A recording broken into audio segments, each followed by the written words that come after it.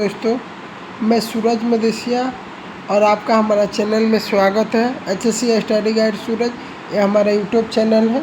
और आज का हमारा टॉपिक रहेगा सेफ्टी ऑफिसर का रोल एंड रिस्पॉन्सिबिलिटी या फिर ड्यूटीज़ क्या होता है ऑयल एंड गैस कंपनी में। चलिए फिर स्टार्ट करेंगे। ये बेसिक से हमारा रहेगा। फर्स्ट हम देखते हैं व्हाट इज़ सेफ्टी। सेफ्टी क्या होता है? You can say safety is the freedom from the those conditions which can cause harm to person, damage to property and environment. In short, safety means freedom from injury. Safety का मतलब क्या होता है? आप कह सकते हैं कि सेफ्टी उन परिस्थितियों से मुक्ति है जो व्यक्ति को नुकसान पहुंचा सकती है, संपत्ति और पर्यावरण को नुकसान पहुंचा सकती है। उसको हम लोग क्या सेफ्टी बोलते हैं। सिंपल डिफिनेशन है सेफ्टी। आप उसको बोल सकते हैं जो हज़ार से, रिस्क से, डैमेज से, सभी से क्या हमें मुक्ति देता है, छुटकारा देता है, उसको हम सेफ्टी बोलते हैं। ऐसा कोई भी चीज़ जिसमें हम सेफ्टी करते हैं, चाहे आदमी को करें चाहे फिर प्रॉपर्टीज को करें, उसको हम क्या बोलते हैं? सेफ्टी बोलते हैं। नेक्स्ट क्वेश्चन हम देखेंगे। नेक्स्ट हम देखते हैं what are the responsibility of safety officer. Safety officer का रोल एंड रिस्पॉन्सिबिलिटी क्या होता है? स्टार्ट करते हैं। First responsibility of a safety officer are to advise management on health and safety aspects of organisation. First role and responsibility safety officer के क्या होता है? हर एक ऑर्गेनाइजेशन में, मैनेजमेंट में हेल्थ एंड सेफ्टी को क्या कैसे हम लोग मैनेज कर सकते हैं, इसका सेफ्टी ऑफिसर का रिस्पॉन्सिबिलिटी होता है। मतलब किसी भी कंपनी में हेल्थ एंड सेफ्टी को कैसे हम मैनेज कर सकता है, किसी भी वर्कर का हेल्थ कैसे मैनेज कर सकता है, किसी प्रॉब्लम ना हो, और सेफ्टी को भी कैसे मैनेज कर सकता है। सेकंड क्या दिया? He has to monitor the work place activity and ensure that all activity are being carried out with the required safety rules and norm. मतलब जो ऑर्गेनाइजेशन में काम चल रहा है, एक्टिविटी चल रहा है, उसको सेफ्टी ऑफिसर का इंश्योर सुनिश्चित करना होता है कि जो भी वर्क चल रहा है वो सेफ्टी रूल्स, उसमें सेफ्टी रूल्स लगा होना चाहिए, उसमें रिक्वायर्ड होना चाहिए। साथ में कंट्रोल मेजर क्या है वो भी उसमें इम्प्लीमेंट किया गया होना चाहिए। थर्ड क्या दिया? Create safety awareness through tool box talk. किसी भी कंपनी में जो सेफ्टी ऑफिसर होता है, कोई भी वर्कर्स काम करने से पहले कोई सा भी एक्टिविटी, उससे पहले हम क्या TBT को कंडक्ट करना चाहिए। अवेयरनेस क्या उस एक्टिविटी में हज़ार है, कंट्रोल है, वो बताना चाहिए। नेक्स्ट क्या दिया है?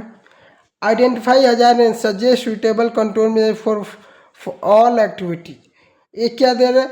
जो भी एक्टिविटी कर रहा है उसके अकॉर्डिंग क्या हज़ार है और क्या उससे कंट्रोल मेजर ले सकते हो, हमें सजेस्ट बताना चाहिए वर्कर्स को।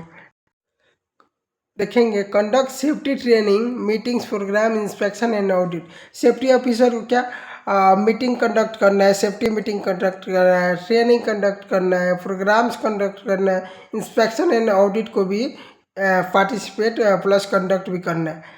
नेक्स्ट क्या दिया है? Participate in the preparation of GSA SOP, safety plan, rescue plan and safety manuals. उसके बाद से सेफ्टी ऑफिसर का रिस्पॉन्सिबिलिटी क्या होता है? प्रिपरेशन ऑफ GSA, यानी जो डॉक्यूमेंट होता है सेफ्टी का, जैसे GSA हो गया, SOP हो गया, सेफ्टी प्लान हो गया, रेस्क्यू प्लान हो गया और सेफ्टी मैनुअल हो गया, ये सभी को प्रिपरेशन का उसका रिस्पॉन्सिबिलिटी होता है। Then participate in the accident investigation and safety audit, यानी उसके बाद से सेफ्टी ऑफिसर का रिस्पॉन्सिबिलिटी क्या होता है? ऑयल एंड गैस इंडस्ट्रीज में एक्सीडेंट जो होता है उसको इन्वेस्टिगेशन करना और सेफ्टी ऑडिट को कंडक्ट करना। उसके बाद से take disciplinary action against safety violation. अगर कोई आदमी, कोई वर्कर्स अगर सेफ्टी वायलेशन को क्या करता है, वायलेशन करता है, मतलब रूल को तोड़ता है, क्या उसको ये भी होना चाहिए कैसे मतलब क्या डिसिप्लिनरी एक्शन ले सकता है, मतलब क्या उसको दंड दे सकता है जो तोड़ा है सेफ्टी रूल्स को। नेक्स्ट हम देखते हैं what are the common hazard in oil and gas refinery. यानी ऑयल एंड गैस रिफाइनरी में कॉमन हजार्ड क्या हो सकता है वो हम देखते हैं। फर्स्ट देखिए, फर्स्ट हमारा हो सकता है leak of toxic gas. Toxic gas leak हो सकता है, leak of flammable gas leak हो सकता है, फायर एंड एक्सप्लोजन हो सकता है, स्लिप ट्रिप हो सकता है, कन्फाइंड स्पेस हो सकता है, हॉट सरफेस हो सकता है, एक्सेसिव नॉइस हो सकता है। वन बाय वन देखते हैं। फर्स्ट हम बोला लीक ऑफ टॉक्सिक गैस। जो टॉक्सिक गैस क्या एक जहरीला होता है, वो लीक हो सकता है ऑयल एंड गैस फैक्ट्री में, रिफाइनरी में। दूसरा leak of flammable gas, flammable gas भी लीक हो सकता है, फायर एंड एक्सप्लोजन हो सकता है, स्लिप ट्रिप हो सकता है। कन्फाइंड स्पेस में काम करते हैं तो उसमें भी ऑक्सीजन इनरिचमेंट एंड डिफिशियंसी होता है, फायर लगने का चांस होता है। हॉट सरफेस मतलब कि जिधर काम करता है उस सरफेस स्तर क्या गर्म हो सकता है तो जलने का चांस रहता है। एक्सेसिव नॉइज यानी ज़्यादा नॉइज हो सकता है। ये सभी क्या ऑयल एंड गैस का कॉमन हजार्ड है। इसमें देखेंगे व्हाट इज H2S। H2S क्या होता है? H2S का पूरा फुल फॉर्म होता है हाइड्रोजन सल्फाइड। H2S का पूरा नाम क्या होता है? Hydrogen sulphide. इसका देखते हैं क्या होता है।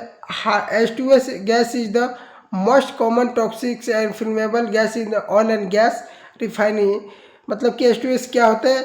एक कॉमन टॉक्सिक गैस है, फ्लेमेबल गैस होता है जो ऑयल एंड गैस रिफाइनरी में पाया जाता है। It produced by the decomposition of organic material and by processing of chemical products in refinery. ये क्या करता है? ये ऑर्गेनिक मटेरियल जैसा प्रोसेसिंग करता है केमिकल और प्रोडक्ट इन रिफाइनरी में। H2S also gold hydrogen sulfide smell very bad like a rotten yet concentration of 1 ppm above 1 ppm it cannot be smelled by noise। ये क्या करता है? H2S गैस क्या जो अंडा होता है, सारा अंडा जैसा उसका खराब स्मेल आता है, बदबू आता है। वो क्या उसका कंसंट्रेशन क्या होता है? 1 ppm। ppm का पूरा नाम होता है पार्ट्स पर मिलियन। ये 1 ppm होता है या फिर उससे ज़्यादा भी होता है 1 ppm से। उसके बाद it is highly flammable between 4.3% to 45.5% volume in air. ये क्या करता है? ये बहुत ज़्यादा फ्लेमेबल होता है, फ्लेमेबल हाईली होता है, जो 4.3 टू 45.5% तक इसका वॉल्यूम एयर होता है। वैसे में इसका डिफिनीशन दिया है। H2S gas is a colourless gas, it is a heavier than sir air, highly soluble in water, it produces sulfur oxide SO2 by burning which is also a highly toxic and colorless gas। ये बात क्या हो रहा है? ये बात हो रहा है आपका इसका SO2 का। ये भी एक गैस है, सल्फर डाइऑक्साइड बोलते हैं SO2 का। इसका डेफिनेशन क्या होगा? यह भी एक सल्फर ऑक्साइड क्या प्रोड्यूस करता है, जलने का चांस होता है। टॉक्सिक और कलरलेस भी होता है SO2। इसका डिफिनेशन हो गया। नेक्स्ट हम देखेंगे it permissible exposure limit is a 10 ppm। A 10 ppm person can expose for 8 hour without any adverse health effect. ये क्या बोल रहा है? ये गैस SO2 जो है सल्फर डाइऑक्साइड, वो क्या करता है? ये परमिशनल जो हमारा परमिसिबल एक्सपोजर लिमिट होता है 10 ppm होता है, या फिर 10 ppm एक पर्सन जो 8 घंटा तक काम कर सकता है विदाउट हेल्थ इफेक्ट का, कुछ प्रॉब्लम उसको नहीं हो सकता है। 8 घंटे तक ओनली इस गैस में काम कर सकता है। TLV या TWA मतलब कि थ्रेशोल्ड लिमिट वैल्यू, या फिर TWA मतलब होता है टाइम वेटेड एवरेज। ये क्या है? ये H2S का 10 ppm होता है इसका। एक होता है हमारा IDLH of H2S 100 ppm। IDLH का फुल नाम होता है आपका IDLH का फुल फॉर्म होता है immediate dangers to life and health. यानी ये H2S का कितना हो सकता है? 100 ppm हो सकता है। अगर उतना है तो हम लोग काम कर सकते हैं। नेक्स्ट हम देखेंगे note, a 10 ppm person can expose to H2S for 8 hour without any respiratory pp's but no work will be allowed at 100 ppm of H2S। क्या बोल रहा है, ये गैस क्या एक आदमी को 8 घंटे विदाउट रेस्पिरेटरी पीपीज के काम कर सकता है। रेस्पिरेटरी मतलब कि SCB self contain breathing apparatus जो आता है हमारा एक पीपी, वो क्यों आता है, जहाँ ऑक्सीजन नहीं मिलता है उधर लगाने के लिए, या फिर कोई टॉक्सिक गैस अवेलेबल रहता है, या फिर H2S या फिर CO उधर अवेलेबल रहता है, तो उधर ये पीपी लगाना पड़ता है। ये क्या कर सकता है, ये 8 घंटे अलाउ कर सकता है अगर ये पिया है तो, मतलब कि पहना है तो। उसके बाद से दिया but no work will be allowed at 100 ppm of H2S। अगर H2S का ppm 100 ppm है तो हमें उधर अलाउ नहीं करना है। उसी को इधर हिंदी दिया है, हिंदी तो समझ गया होगा। नेक्स्ट हम देखेंगे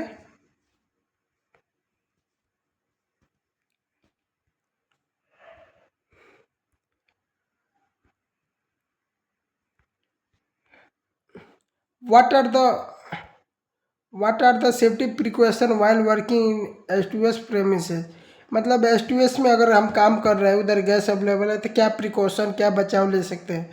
no work should be carried out without valid work permit, यानी कि कोई सा भी काम करता है या फिर H2S के घेरा में हम काम कर रहे हैं, उधर H2S अवेलेबल है, तो हमें क्या करना है, बिना वर्क परमिट, वो भी वैलिड होना चाहिए, ईश्वर जो रहता है इंचार्ज उसका साइन होना चाहिए, मतलब सभी उसमें परमिट में फिल होना चाहिए।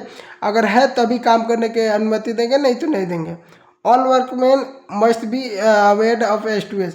H2S के बारे में जो भी वर्कर्स उधर काम करेगा उसको पता होना चाहिए। जो भी उधर व्यक्ति काम करेगा उसके पास एक पर्सनल H2S गैस मॉनिटर होना चाहिए काम डिटेक्टर के लिए। उसके बाद क्या, उसके बाद आता है keep SCBA set at work site. Work site पे हम क्या जब भी काम करेगा जिधर H2S अवेलेबल है उधर SCB यानी self contain breathing apparatus PP available होना चाहिए। नेक्स्ट हमारा आता है fire extinguisher and running water hose must be available at the site, यानी साइट पे फायर एक्सटिंग्विशर होना चाहिए, साथ में वो रनिंग होना चाहिए, उसका होस अवेलेबल होना चाहिए। Provide proper supervision. उसके बाद से जो भी इंजीनियर सुपरवाइजर या फिर सेफ्टी वाला होगा वो प्रॉपर सुपरवाइज उधर करना चाहिए। नेक्स्ट हम देखेंगे at what concentration H2S gas monitor, मतलब कि क्या बोलता है कितना H2S का गैस रहेगा कि अलार्म डिटेक्ट करेगा, मतलब अलर्ट करेगा। देखिए इसका आंसर है at the 10 ppm H2S gas detector alarm क्या करता है, गैस डिटेक्टर जो होता है उसमें 10 ppm अगर होता है तो वो अलर्ट करता है, बताता है। अब देखते हैं व्हाट इज TLB। TLB क्या होता है, इसका फुल फॉर्म देखते हैं first. Threshold limit value, TLB का पूरा नाम क्या होता है, threshold limit value means the concentration of hazardous substances in air in which workers can be exposed day after day for a working lifetime without adverse long time health effect। TLB क्या होता है, इसका हिंदी देखते हैं। TLB यानी threshold limit value का अर्थ है हवा में खतरनाक पदार्थ की कंसंट्रेशन जिसमें वर्कर्स को प्रतिकूलित दर्दगली स्वास्थ्य प्रभाव के बिना कामकाजी जीवन भर के लिए दिन भर एक्सपोज किया जा सकता है। इसका TLB का पूरा डेफिनेशन हो गया। अब देखते हैं TWA क्या होता है, टाइम वेटेज एवरेज। TWA का पूरा फुल फॉर्म होता है time weightage average. TWA means the concentration of the contaminant in the air in which workers can be exposed for 8 hours a day and 40 hours in a week without adverse long time or short time health effect। इसका Hindi definition देखेंगे। Time weightage average TWA का अर्थ है हवा में संदूषी concentration जिसमें workers को प्रतिकूलित दीर्घकालिक या अल्पकालिक स्वास्थ्य प्रभाव के बिना एक दिन में 8 घंटे और सप्ताह में 40 घंटे का उजागर किया जा सकता है। अगर TWA जिधर रहेगा गैस TWA वहाँ पे किसी भी वर्कर को 8 घंटे काम किया जा सकता है या फिर सप्ताह में 40 घंटे तक काम करने के लिए अनुमति दे सकते हैं। अब नेक्स्ट देखेंगे what is STEL। What is STEL? Short term exposure limit. इसका फुल फॉर्म क्या होता है? Short term exposure limit STL mean the maximum concentration of a chemical or toxic gas at which workers can expose for up to 15 minutes without any adverse health effect. Short term exposure limit क्या होता है? का मतलब होता है रासायनिक या जहरीली गैस की अधिकतम कंसंट्रेशन है जिस पर वर्कर्स बिना किसी प्रतिकूल स्वास्थ्य प्रभाव के 15 मिनट तक संपर्क में रह सकते हैं। अगर जिधर STEL यानी शॉर्ट टर्म एक्सपोजर लिमिट है, जहाँ जहरीली गैस पाया जाता है, उधर वर्कर्स कितना 15 मिनट तक काम कर सकता है, उससे ज़्यादा नहीं कर सकते। उससे ज़्यादा करेगा तो फिर उसका जान जाने का चांस रहता है। नेक्स्ट हम देखेंगे व्हाट इज IDLH। IDLH का पूरा नाम होता है immediate danger to life and health. IDLH means the concentration of chemical or toxic gases at which the workers will expose, then it will be pose an immediate threat to life। Immediately danger to life and health. IDLH का अर्थ है रासायनिक या जहरीली गैसों की सांद्रता जिस पर यदि कार्यकर्ता उजागर होंगे तो यह जीवन के लिए तत्काल खतरा पैदा करेगा। IDLH जिधर भी गैस अवेलेबल है उधर काम नहीं करना है। अगर कोई वर्कर्स काम करता है तो उधर वो जहरीली गैस के अंदर आ सकते हैं, उसका जाने का चांस रहता है। नेक्स्ट हम देखेंगे what is a flash point. Flash point क्या होता है? Flash point can be defined as the minimum temperature at which the vapour produce from a fuel will ignite with the presence of an ignition source. As flash point was diesel is 54 degree Celsius. Flash point क्या होता है? Flash point एक point को न्यूनतम तापमान के रूप में परिभाषित किया जाता है जिस पर ईंधन से उत्पन्न वाष्प प्रज्वलन स्रोत की उपस्थिति से प्रज्वलित होगा। चूँकि डीजल का फ्लैश पॉइंट 54 डिग्री सेल्सियस होता है। इसका मतलब क्या है? फ्लैश पॉइंट का मतलब क्या? फ्लैश पॉइंट क्या होता है? एक मिनिमम टेम्परेचर होता है जिसमें वेपर या फिर फ्यूल इग्नाइट होता है या फिर प्रेजेंस होने का चांस रहता है। जैसे कि आपका डीजल का फ्लैश पॉइंट आपका 54 डिग्री सेल्सियस होता है। इसमें देखेंगे what is fire point. Fire point क्या होता है? Fire point is the mix minimum temperature at which vapour produced from the fuel will sustain A fire for at least 5 second on the presence of an ignition source as fire point of diesel in 57 degree Celsius.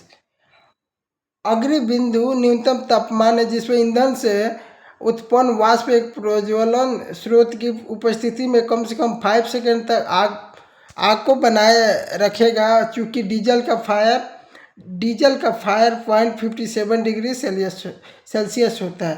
इसका fire point का ये definition है। इसके बाद से हम देखेंगे what is auto ignition temperature. The minimum temperature at which fuel will suddenly ignite without any external ignition source. As auto ignition source of diesel is 256 degree Celsius. न्यूनतम तापमान जिस पर ईंधन बिना किसी बाहरी प्रज्वलन स्रोत के अचानक प्रज्वलित हो जाएगा। चूँकि डीजल का ऑटो इग्निशन स्रोत 256 डिग्री सेल्सियस होता है। अब देखेंगे next what is LEL। Lower explosive limit is the minimum concentration of flammable vapour which can burn at the presence of ignition source. ज्वलनशील वाष्प की न्यूनतम धारता जो प्रज्वलन स्रोत की उपस्थिति में जल सकती है। मतलब कि LEL का मतलब फुल फॉर्म होता है लोअर एक्सप्लोजिव लिमिट। ये ऐसा एक फ्लेमेबल वेपर होता है। LEL एक ऐसा चीज़ है जो कम से कम मात्रा में क्या आग लगने का चांस रहता है, उसको हम LEL कहते हैं। अब देखेंगे व्हाट इज UEL। मतलब कि अपर एक्सप्लोजिव लिमिट क्या होता है? Upper explosive limit is the maximum concentration of flammable vapour which can burn at the presence of ignition source. ज्वलनशील वाष्प की अधिकतर सांद्रता जो प्रज्वलन स्रोत की उपस्थिति में जल सकती है। अगर यूएल का मतलब होता है ऐसा कोई भी वेपर या गैस जिसमें ज़्यादा से ज़्यादा मात्रा में हो वो जल्दी आग लग जाती है, उसी को हम यूएल बोलते हैं, अपर एक्सप्लोजिव। नेक्स्ट हम देखेंगे what is a PTW. Permit to कर is a written permission issued by an authorised person to carry out an activity in safe manner at a certain location for a fix period of time. Permit to work एक authorise person द्वारा एक निश्चित रूप के लिए निश्चित स्थान पर सुरक्षित तरीके से गतिविधि करने के लिए अनुमति देती है। परमिट टू वर्क क्या है? एक रिटन और लीगल डॉक्यूमेंट है जो क्या करता है, किसी भी काम को करने की अनुमति देता है ऑथराइज पर्सन के द्वारा। इसको हम परमिट टू वर्क बोलते हैं। What are the types of permit? Permit कितने प्रकार के होते हैं? Generally there are 2 types of permit followed by the maximum companies. ज़्यादातर कंपनी में जनरली तरीके से 2 टाइप का परमिट फॉलो किया जाता है। कौन सा? हॉट वर्क जो रेड कलर का होता है, permit issued for hot work such as welding, cutting, confine space, entry ETC। यानी हॉट वर्क परमिट एक होता है जो रेड कलर का होता है, जो इशू किया जाता है हॉट वर्क का, जैसे welding, cutting, confine space, entry में। कोल्ड वर्क एक होता है जो येलो या ब्लू कलर का होता है, permit issued for cold work such as excavation, scaffolding, housekeeping. यानी ये 3 काम चीज़ों के लिए कोल्ड वर्क परमिट इशू किया जाता है। नेक्स्ट देखेंगे what are the safety precaution for welding and cutting. Welding and cutting activity करते समय हमें क्या क्या प्रिकॉशन को लेना है, कैरी आउट करना है, उसको हम देखेंगे। फर्स्ट हमारा आता है no work to carried out without valid work permit. बिना वर्क परमिट का कोई भी काम हमें नहीं करना है। नेक्स्ट दिया है एलियल gas test must be done before starting the job. जब भी हम वेल्डिंग या गैस कटिंग का काम करेंगे तो एलियल को क्या टेस्ट कर देंगे गैस टेस्टिंग से, उसके बिना हमें काम नहीं करना है। उसके बाद से नेक्स्ट है remove all combustible material from side. Side जिधर भी हम वेल्डिंग एंड कटिंग का काम करते हैं उधर जो कॉम्बस्टिबल मटेरियल है उसको रिमूव कर देंगे, उसके बाद ही क्या हम करेंगे। नेक्स्ट हमारा आता है कि fire extinguisher and running water होस एट साइड। जिधर भी वेल्डिंग एंड कटिंग काम करेंगे उधर फायर एक्सटिंग्विशर को रखेंगे साथ में और रनिंग कंडीशन में होना चाहिए। उसके बाद से आता है अपॉइंटमेंट फायर वॉचर। जब वेल्डिंग एंड कटिंग का काम करेंगे तो उधर फायर वॉचर को भी अपॉइंट करेंगे। उसके बाद से आता है all welding and cutting machine must be instructed and tagged. जो भी हमारा welding and cutting machine use करेगा यूज होगा उसको इंस्पेक्शन करेंगे, साथ में टैग भी लगाएंगे। नेक्स्ट हमारा आता है only authorise person will be allowed at site. जो भी जो भी उधर काम करेगा वो अथोराइज होना चाहिए, उसको पता होना चाहिए, उसी को अलाउ करेंगे काम करने के लिए। नेक्स्ट क्या दिया है cover all drains and wall with fire blanket. जो भी ड्रेन और वॉल रहेगा उसको फायर ब्लैंकेट से कवर करेंगे। ये हमारा सभी क्या था वेल्डिंग एंड गैस कटिंग करते समय हम क्या उसको सावधानी को लेना है। अभी हम देखेंगे who is fire attendant, fire watcher, hole watcher. यानी कौन होता है फायर अटेंडेंट या फिर फायर वॉचर या होल वॉचर। डिफिनेशन से हम देखेंगे 1 by 1।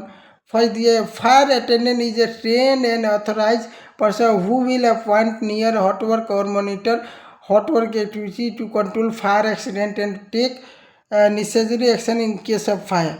यानी फायर अटेंडेंट या फिर वॉचर या फिर होल वॉचर कौन होता है? ये एक ट्रेन ऑथोराइज पर्सन होता है जो कहाँ उसको रखता है जहाँ पे हॉट वर्क का एक्टिविटी चलता है, काम चलता है। क्यों? क्योंकि फायर एक्सीडेंट को वो मिनिमाइज या फिर रिमूव कर सकता है। जो फायर लगने वाला रहेगा उसको बुझा सकता है, उसको हम क्या बोलते हैं फायर एक्सीडेंट।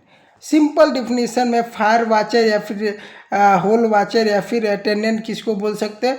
ऐसा कोई भी आदमी जो अथोराइज हो कंपनी द्वारा, ट्रेंड हो, उसके पास एक्सपीरियंस हो उस एक्टिविटी को करने के लिए हॉट वर्क को, जो वो क्या कर सकता है फायर एक्सीडेंट को बचा सकता है। In case of confined space hole watcher will stand outside of confined space and will maintain entry exit logbook for confined space in trained. In case of emergency, it is responsibility of a whole watcher is to stand outside of confined space anti communication. इसका मतलब क्या हो गया? सीमित स्थान के मामले में होल वाचर सीमित स्थान के बाहर खड़ा होगा और सीमित स्थान में प्रवेश करने वाले लोगों के लिए प्रवेश निकास लॉग बुक बनाए रखेगा। आपात स्थिति के मामले में यह केवल होल वाचर की जिम्मेदारी है कि वो संचार के लिए सीमित स्थान के खड़ा रहेगा। मतलब कि जो होल वाचर वो तो होल वाचर जो रहेगा वो हॉट की एक्टिविटी जिधर रहेगा उधर रहेगा, लेकिन जो अटेंडेंट रहेगा वो क्या रहेगा, वो जो दीवार होता है कन्फाइन स्पेस उधर रहेगा और उधर रहेगा। उसका रिस्पॉन्सिबिलिटी ये रहेगा कि जो अंदर बाहर आता जाता है उसको क्या, उसका एक रिपोर्ट मेंटेन करे, कब आता है जाता है, क्या नाम है उसका, आईडी कार्ड क्या है, ये सभी वो मेंटेन। अब देखेंगे व्हाट इज कन्फाइन स्पेस।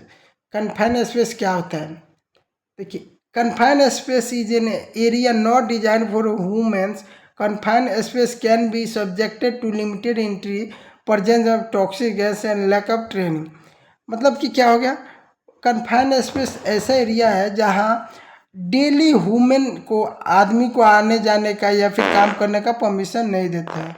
वो क्या करता है, कन्फाइंड स्पेस लिमिटेड एंट्री रहता है, साथ में उसमें टॉक्सिक गैस को प्रेजेंट होने का चांस रहता है और वेंटिलेशन को कम होने का चांस रहता है। उसको हम क्या बोलते हैं, कन्फाइंड स्पेस। अब देखेंगे what are the hazard of confined space. Confined space में ज़्यादातर हजार्ड देखने को क्या मिलता है? फर्स्ट हमारा मिलता है ऑक्सीजन डिफिशियंसी, यानी ऑक्सीजन, हवा की कमी। Oxygen less than 19.5%। अगर 19.5% से कम है वो हमारे लिए क्या, एक हजार्ड है, ऑक्सीजन को कमी होने का चांस है। नेक्स्ट हमारा है ऑक्सीजन इनरिचमेंट, मतलब ऑक्सीजन ज़्यादा है। ऑक्सीजन मोर देन 23.5, अगर 23.5 से ज़्यादा है ऑक्सीजन, वो हमारे लिए खतरा है। उसके बाद से हमारा आता है presence of toxic and flammable gas.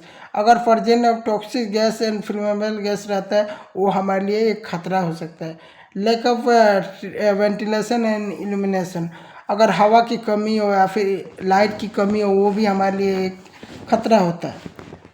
अब देखो एक इसमें हमारा क्वेश्चन आता है, ऑक्सीजन क्यों 19.5 से कम होता है तो हमें प्रॉब्लम है और क्यों ज़्यादा होता है प्रॉब्लम है।